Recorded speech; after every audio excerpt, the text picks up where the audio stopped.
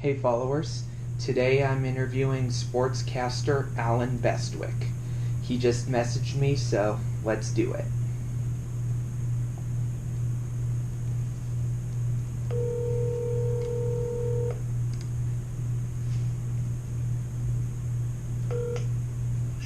Hello, it's Alan. Hey Alan, how you doing? I'm well. How are you? I'm doing really good. So yeah, I should tell you a little bit about myself before we begin this. I'm a social media figure on the rise, and I'm a Christian spokesperson, and I also am involved in a number of charities for autism awareness. Did you get? Terrific. Yep, Yeah. I got it. Yeah. Yeah, and I'm heavily involved in motor racing. I've been to several races, and I've also met several drivers. Great. Yeah. So I have a Good to be list. around. Oh, say that again? I said good group to be around. Yeah, I agree with you. I'm with you on that.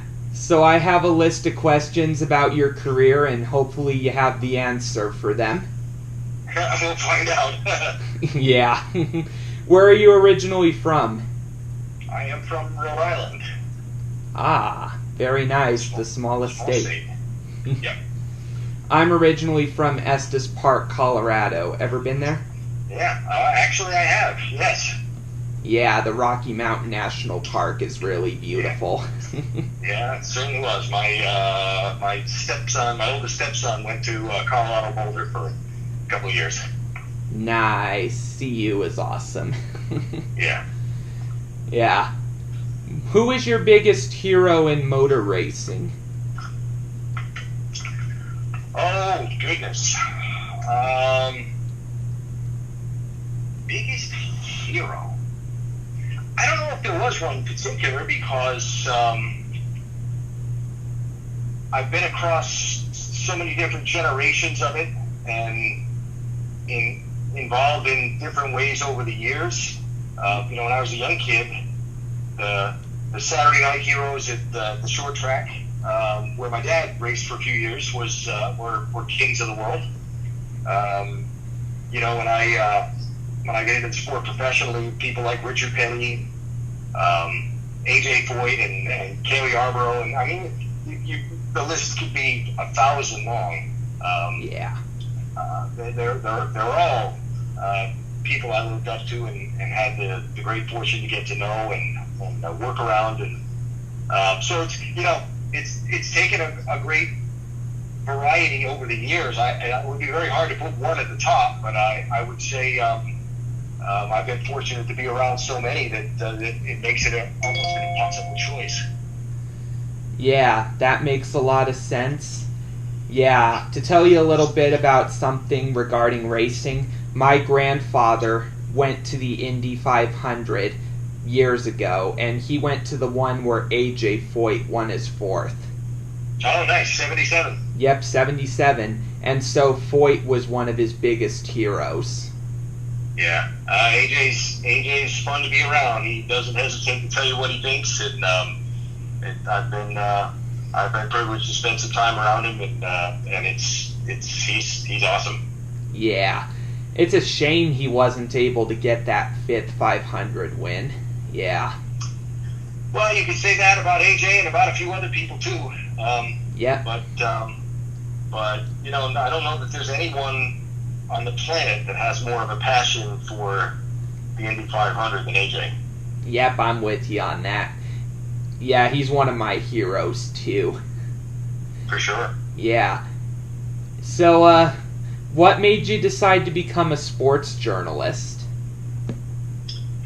Well, I don't have a definitive answer for that other than a gut feeling from the time I was very young that it was just what I wanted to do.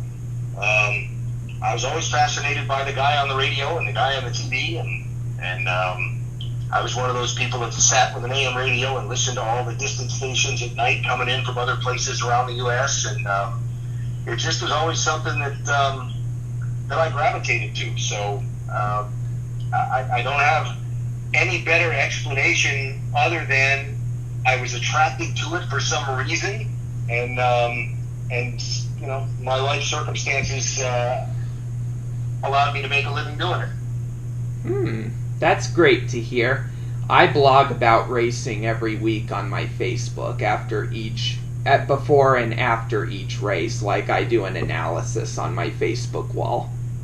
Mm-hmm. Yeah, and that's what I kind of do. So I'm sort of a journalist, but on Facebook rather than professionally, Yeah, well, it's hard to tell.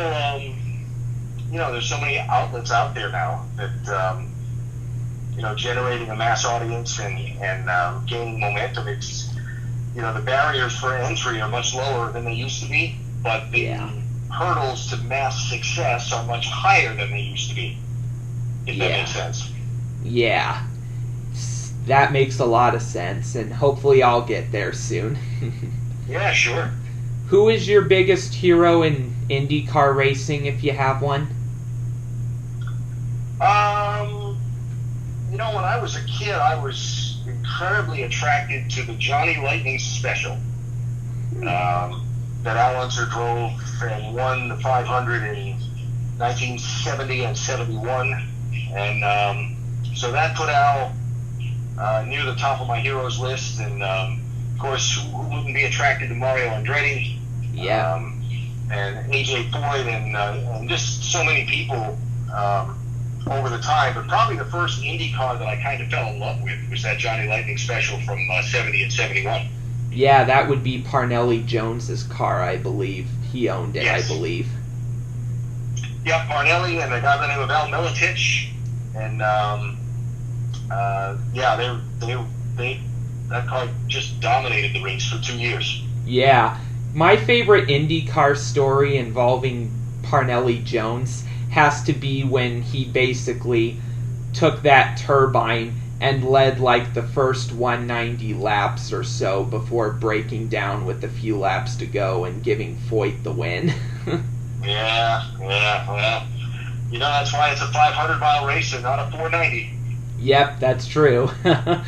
And if I remember right, A.J. Foyt had predicted before the race that the turbine would have broken down, but he predicted it would have broken down after a few laps, if I remember right, rather than 190.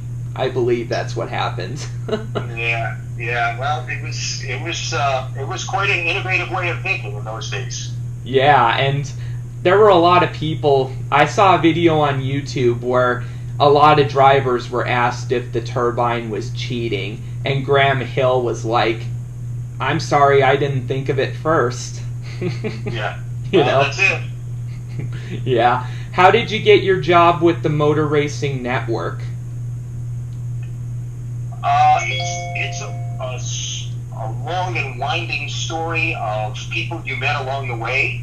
Back when I was 18, 19 years old, I was a disc jockey at a radio station in Eastern Connecticut, and one of their sponsors was a local NASCAR sanctioned racetrack, Stafford Motor Speedway.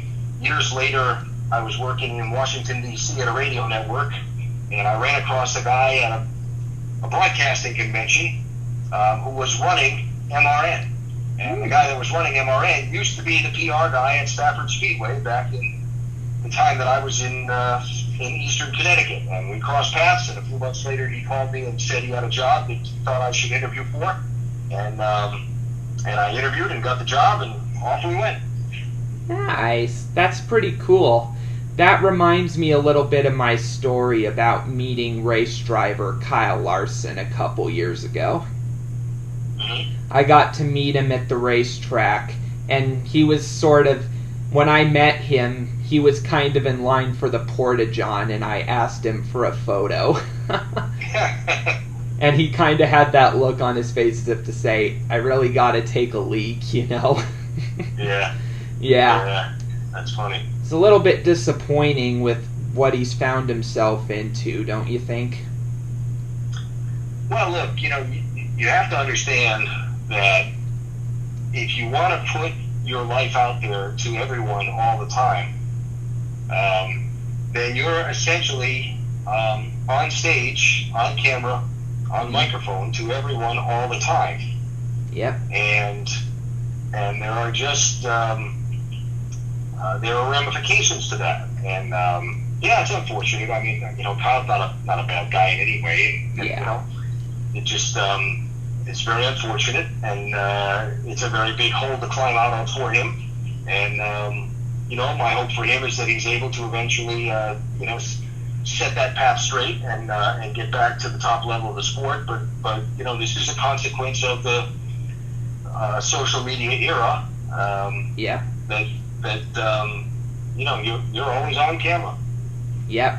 That's the best way to look at it, and I'm pulling for him every day since then because he's one of my heroes. Sure. Yeah. And I still have my photo with him that he autographed hanging on the wall in my office right here. Nice. Yeah. It's up there right next to me. I've also met his former teammate Jamie McMurray, and McMurray was kind of my racing hero before it became Larson. Yeah, Jamie's a good guy. Yeah, he is. I agree with you. What was your reaction to the tragic crash at Daytona that claimed the life of Dale Earnhardt? Well, it obviously was enormously sad. Was the culmination of a lot of things.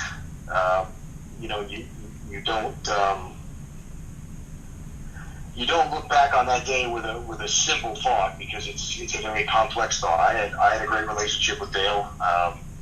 I obviously to be there for his loss was very sad. The impact that it had on so many people. He was the analogy I used at the time was he was the Michael Jordan of NASCAR.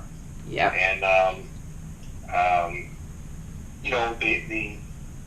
the good that's come from it is the effort and the expenditure on safety research that came from that. It's done so much good to so many people for so many years. I don't know if, as a sport, you ever completely get over losing someone like that. Yeah. But certainly he was one of the all-time greats, and his loss was felt for a lot of people really, really heavily. Yeah, makes a lot of sense, and the safety features are really amazing. They probably saved Ryan Newman's life earlier this year, don't you think? Well, I think, look, safety is an ongoing process.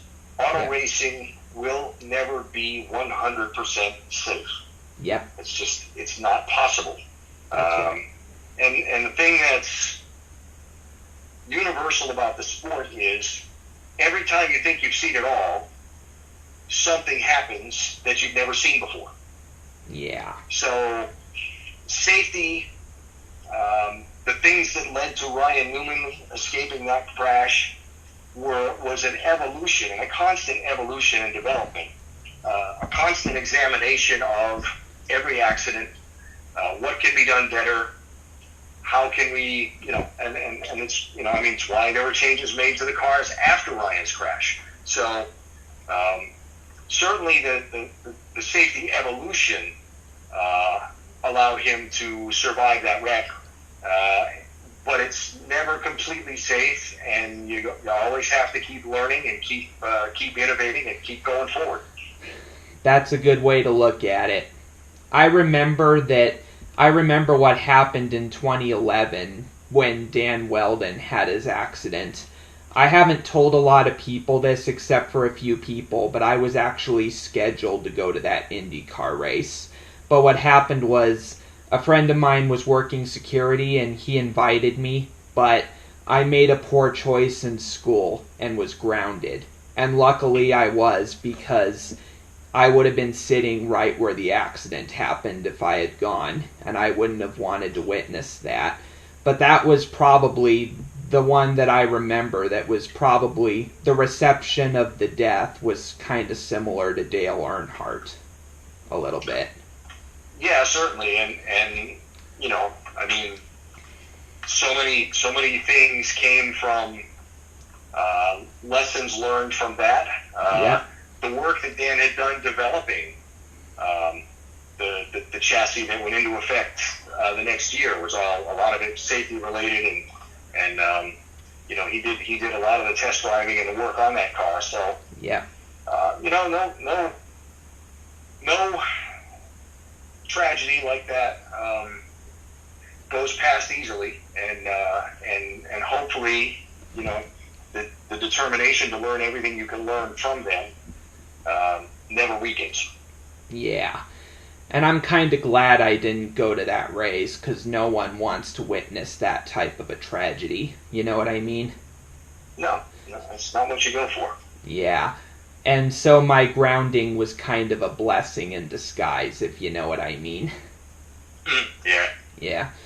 But yeah, in any case, you learn from it, and the good news is both sports have made racing safer, Mm-hmm. But not completely. What was working with Benny Parsons and Wally Dallenbach Jr. in the broadcast booth like? Well, a lot of fun. Benny was, from the minute we were hired to work together, Benny called me up and said, "Alan, the way this works best is if you and I become great friends." And that sure was easy to do.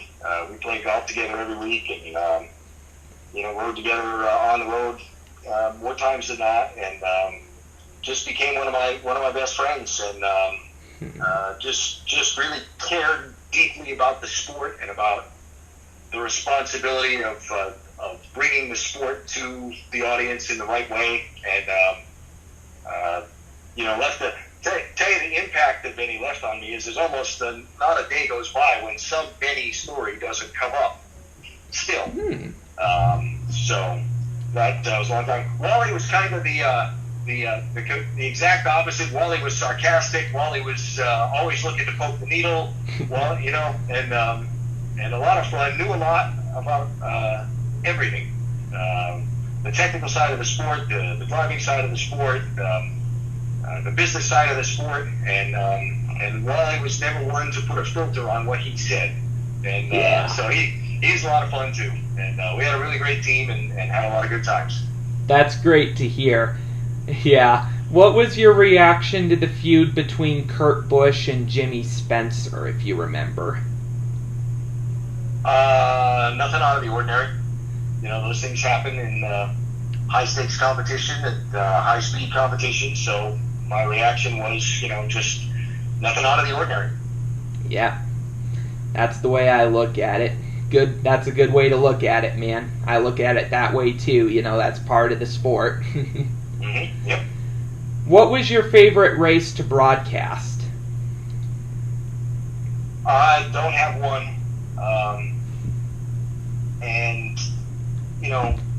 my thing has always been forward-looking. Broadcasting is always about your next show. It's always about your next show and being ready for your next show. So I've never spent a ton of time looking backwards on things. I've always been very forward focused, and so I don't know that I have one in particular. If you wanted to make a list, there's 1,000 of them, and they're all fun and unique and different in their own way, and that's one of the great things about the business is that you just never know what tomorrow's going to bring. Yep, as the song goes, don't stop thinking about tomorrow. Yep. Yep. What was working with Eddie Cheever and Scott Goodyear like?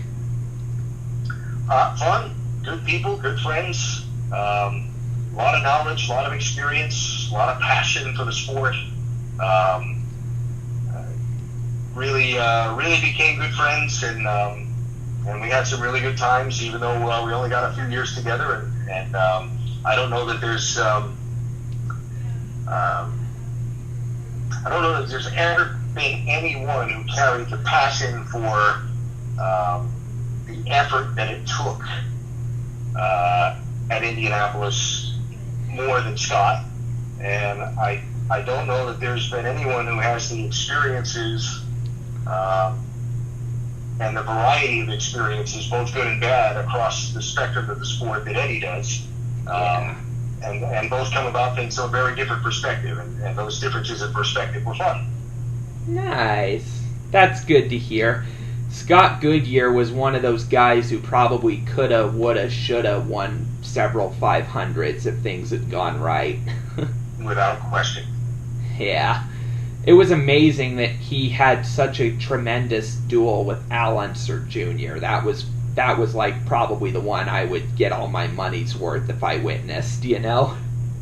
Well, there's there's a lot of people to this day that still feel Scott did win Indy 500, and you can't go back and change rulings and things that happened at the time, but he carries a great passion for the sport, and he's just a great guy. Yeah, he always seemed very nice from what I saw in the booth, and very analytical. Yep, very much. What was working with Rusty Wallace like in the booth, if you have? High energy. Rusty is high energy all the time. And, hey, look, he's a Hall of Famer. He's been there, he's done that. He knows what it's like to win. He knows what it's like to get sent tumbling end over end. And, he again, carries a great passion for the sport. And, there's a lot of knowledge there to tap into, and it was always fun to sit around and swap some stories with him and just try and absorb some of that knowledge. That's good to hear.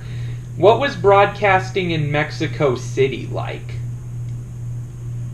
It was a little different than normal, just because the logistics were different. But once you got inside the racetrack, it was another race. It was fun. It was an adventure, another one of those things you marked down and said, okay, this was an experience, and I don't remember much about the races themselves, but I do remember there being big crowds. I do remember there being a lot of people very happy that we were there, but because of the logistics involved. It just was, it was different than the week-to-week normal race circuit was. Yeah, someone told me last year that going to Mexico was kind of hard because of the mountainous terrain and all that you had to do to get there. Yeah, well, I would expect for the truck drivers that would be true, but for most of us flying in, it was just, like I said, just the logistics around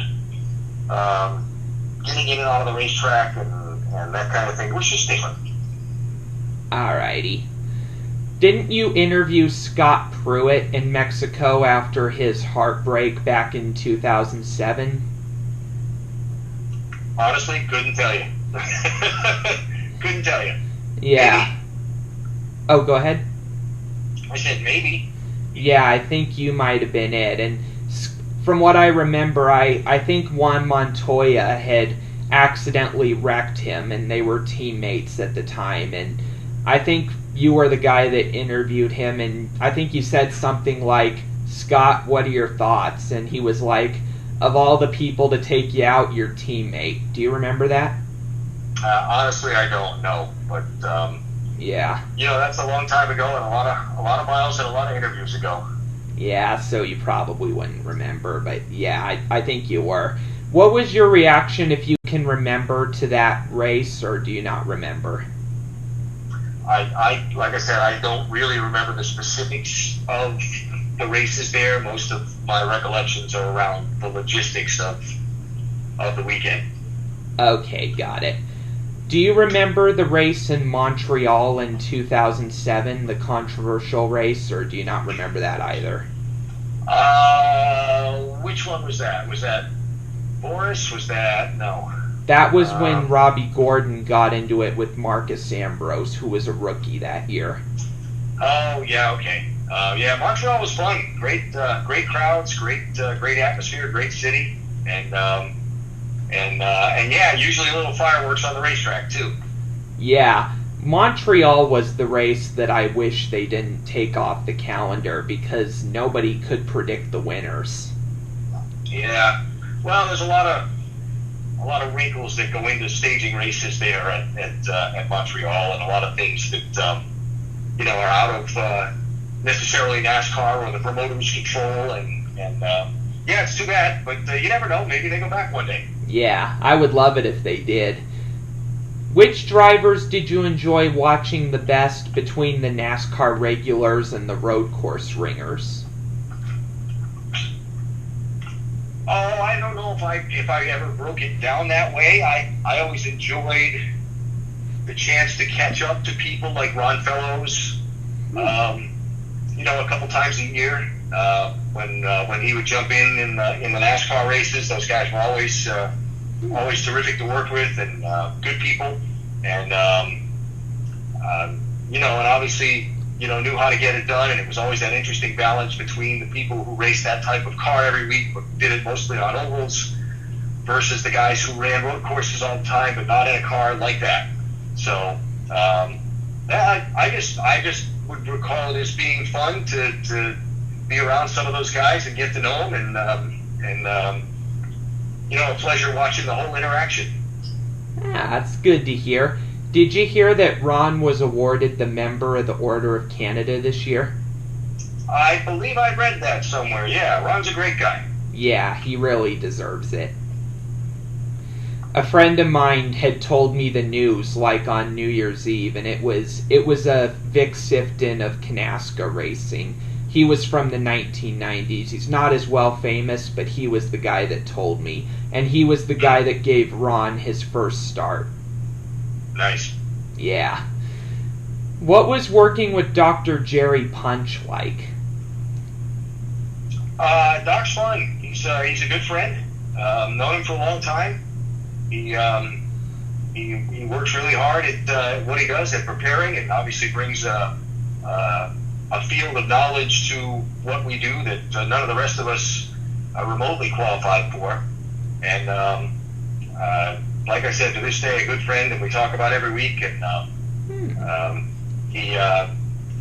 he's been there and he's done that for sure, and we've shared a lot of miles.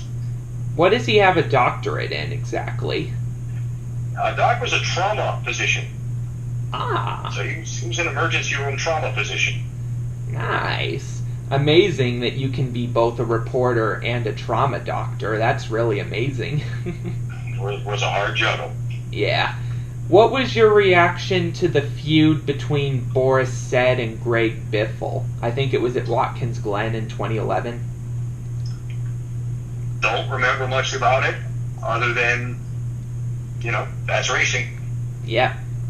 Do you remember what your reaction was when Tony Stewart won the championship that year, just weeks after saying that NASCAR was giving him a wasted spot? Well, I don't remember that kind of a quote from Tony, but that's not a surprise because, again, that's not the kind of thing that I dwell on. But I do remember Tony winning the championship, and I believe that first one I did the champions interview, and one of his crew guys poured an entire 2-liter bottle of Coke over my head while Tony and I were talking on the TV. And that was just the beginning of the party. So, good people. Yeah. That sort of reminds me, a few years back, I kind of went through a rough patch in my senior year of high school, and my instructors publicly predicted that I wouldn't have lasted a year in college. And so far I've proven them wrong because I'm just about to get my associate's degree. Very nice. Yes. Hey Doug, how much longer do you need? Because I have another call here coming up very shortly. If you have a call coming up, how about we save the rest of the questions maybe for a follow-up interview? Does that work for you? Okay. I'm in the middle of... It'd probably have to be at least a month from now. So. No problem. I'll get back to you maybe a week in advance, but does that work for you if we do a follow-up? Sure. It'll be just fine.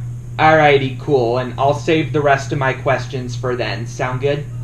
Great. I appreciate it. No problem. Good to talk to you.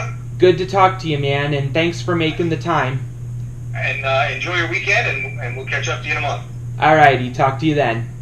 Thank you. Bye-bye. Cool. That worked out.